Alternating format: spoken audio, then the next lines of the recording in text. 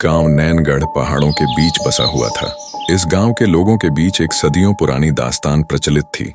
पास के वीराने किले में किसी जमाने के राजाओं का सोने चांदी का खजाना छिपा हुआ है, लेकिन उसे पाने वाला कभी जिंदा वापस नहीं लौटा। कहा जाता था, आधी रात को किले से घंटियों की आवाजें आती, दीवारों पर परछाइयां नाचती और भीतर से कराहट जैसी चीखें सुनाई देती। गांव के लोग मानते थे कि उस खजाने पर काली आत्माएं पहरा देती हैं, लेकिन इंसान की फितरत है, जहां लालच हो वहां डर टिकता नहीं। 4 दोस्त रवि, अमन, विशाल और दीपक शहर से गांव घूमने आए थे। गांव के बुजुर्गों से उन्होंने उस खजाने की चर्चा सुनी। रवि सबसे ज्यादा रोमांच प्रिय था। उसने कहा, सोचो अगर सच में खजाना मिल गया तो जिंदगी बन जाएगी। अमन थोड़ा डरपोक था, बोला, पगला गए हो क्या? गांव वाले साफ कह रहे हैं वहां मौत बसी। लेकिन विशाल ने रवि का साथ दिया। भूत प्रेत कुछ नहीं होते, यह सब अंधविश्वास है, हमें जाकर देखना चाहिए।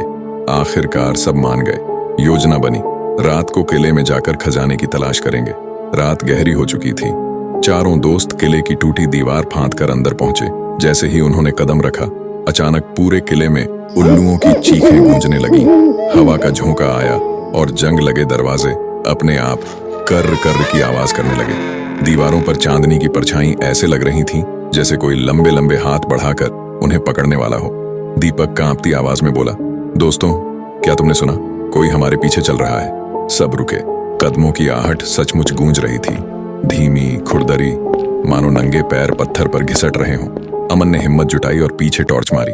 कुछ नहीं था, लेकिन जब उसने टॉर्च वापस घुमाई तो सामने दीवार पर काले खून से लिखा एक वाक्य चमक रहा था, जो भी खजाने को छुएगा उसकी आत्मा यहीं कैद होगी। रवि ने हंसते हुए कहा, किसी ने डराने के लिए लिख दिया होगा, चलो आगे चलते हैं। लेकिन तभी विशाल ने देखा, वो लिखावट धीरे धीरे टपकने लगी, जैसे ताजा खून बह रहा हो। दीपक चीख पड़ा और भागने लगा। अचानक उसके सामने टूटी मूर्ति गिर पड़ी। उसका पत्थर का चेहरा खुद ब खुद चटक कर फट गया और भीतर से मानव जैसी आंखें चमकने लगीं। चारों अब बुरी तरह डर चुके थे। खजाना खोजते खोजते उन्हें किले के बीचों बीच एक लंबा गलियारा मिला। वहां का माहौल बिल्कुल अलग था।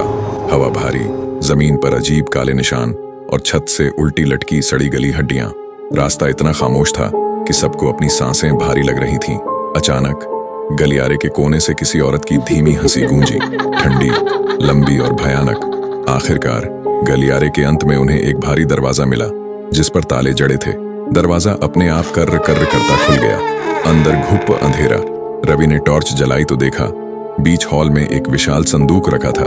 हॉल के बीचों बीच रखा संदूक किसी साधारण लकड़ी का बक्सा नहीं था। वो पूरी तरह काले पत्थर से बना हुआ था, जिस पर अजीब सी आकृतियां खुदी थीं, आधी इंसान आधी जानवर जैसी।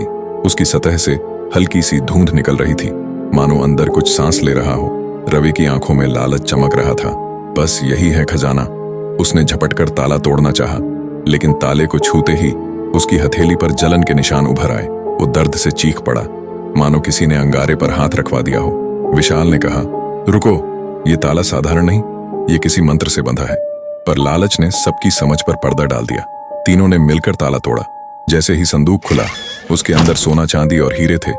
जैसे ही उसे हाथ लगाया, सभी सोना चांदी और हीरा कंकालों की खोपड़ियों में बदल गई। कुछ खोपड़ियों की आंखें अब भी चमक रही थीं और उनके जबड़े हिलते हुए लग रहे थे, मानो वे फुसफुसा रही हों। दीपक कांपते हुए बोला, ये खजाना नहीं, ये तो कब्र है। अमन भागने ही वाला था कि संदूक का ढक्कन अचानक बंद हो गया और पूरा हॉल गूंज उठा। हमारी नींद क्यों तोड़ी? अब तुम भी हमारे हिस्से हो। संदूक से उठी चीखें अब पूरे किले में गूंज रही थीं। दीवारें कांप रही थीं और चारों तरफ धुएं से बने चेहरे मंडरा रहे थे, कभी हंसते, कभी चीखते, कभी फुसफुसाते। रवि ने भागने की कोशिश की, लेकिन अचानक उसका पैर जमीन में धंसने लगा। वो चीखा, मुझे खींच रहा है कोई, बचाओ।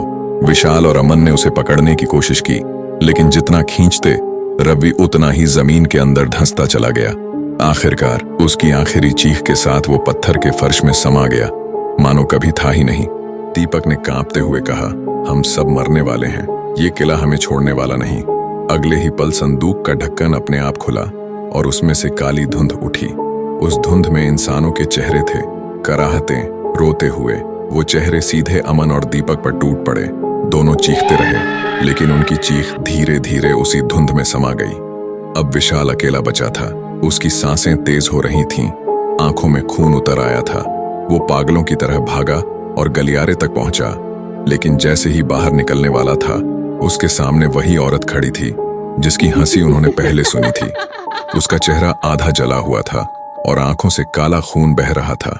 उसने अपना हाथ बढ़ाया और विशाल का पूरा शरीर जड़ हो गया। कुछ ही सेकंड में उसका चेहरा पत्थर सा सख्त हो गया और वो वहीं खड़ा खड़ा मूर्ति बन गया। अगली सुबह गांव वाले हमेशा की तरह किले के पास गए। किले का दरवाजा खुला पड़ा था। अंदर गए तो देखा सिर्फ 4 पत्थर की मूर्तियां खड़ी थीं, जो हूबहू रवि, अमन, दीपक और विशाल जैसी दिख रही थीं। किले के बीचों बीच रखा काला संदूक एकदम शांत था, लेकिन कहते हैं अगर कोई रात के 12 बजे उस किले के पास से गुजरे तो चारों दोस्तों की चीखें और उस औरत की हंसी अब भी सुनाई देती हैं, और वो संदूक अब भी किसी नए शिकार का इंतजार कर रहा है। मौत का तांडव देखने के लिए मोहिनी जरूर देखें।